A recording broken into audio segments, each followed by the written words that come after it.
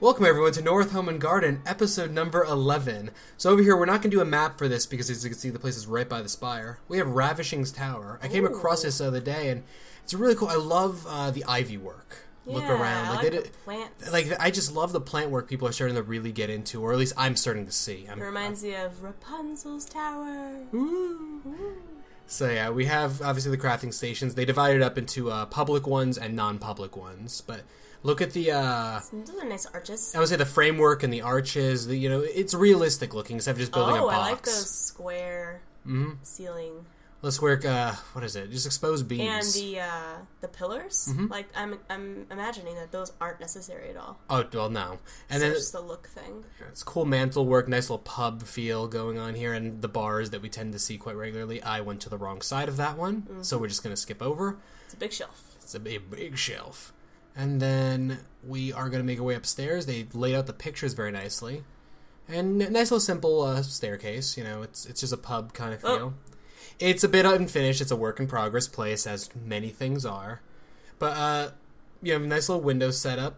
Oh, something I didn't notice before, but I like how the light shines through windows. Yeah, it does. They did a nice... at different times of day, the shadows cast differently on things. So, nice little archwork right up here as well. I imagine they were going to be expanding out the back here a bit. Yeah. So, we're going to go up to the next floor, which is more of like an in-house. There's a little small room. Well, very small rooms. I think that's a toilet. Well, but it's still an inn, public toilet, little bedrooms off this side. I like the siding that they have going on. And nice job with the siding, the molding, I guess it would be. Yep. And then... It's visual interest. It's visual interest to pique your interest. And then the balcony kind of set. Nice little Romeo and Juliet balconies. Nice term. Thanks. I think they're a little wider than that, but close enough. That's up. a wall.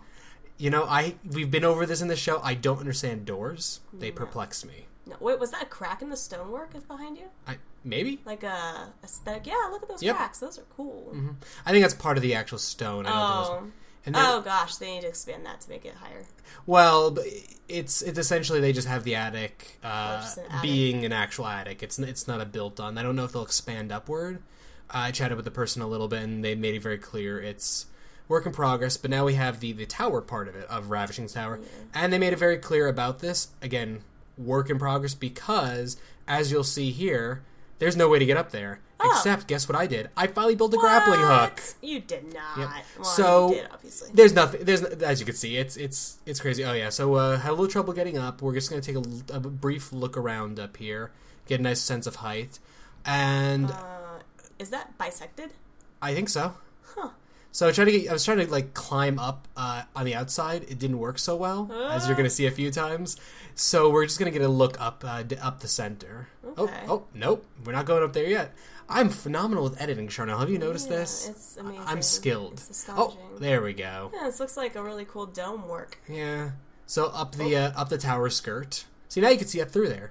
Oh gosh, are you gonna fall? Of course I am. I hate that. Oh no, we're not even done yet. Oh god. And over the edge. I really don't like that. And then we have here another place right by the portal. What happened to those trees? Yeah, well, Giovanni. Oh my gosh. We have Giovanni's drawing. We're not doing a house this time. I wanted to show you a little sculpture work that I saw. Wow, I didn't know you could. Oh yeah, absolutely. Make things look like they're frozen in time. Whoa! Floating in space. Look at the scale work and it's erupting out of the ground. Like it's this and dragon fire god in his mouth. And on his tongue. Look at the eye work. Look at the scales, the horns. They're really into this. Pretty intense. So trying to figure out a good way to get you guys a look up top. Needs a little more smoke work with the nose, but from this angle at least it looks nice. We're I think in a nostril currently.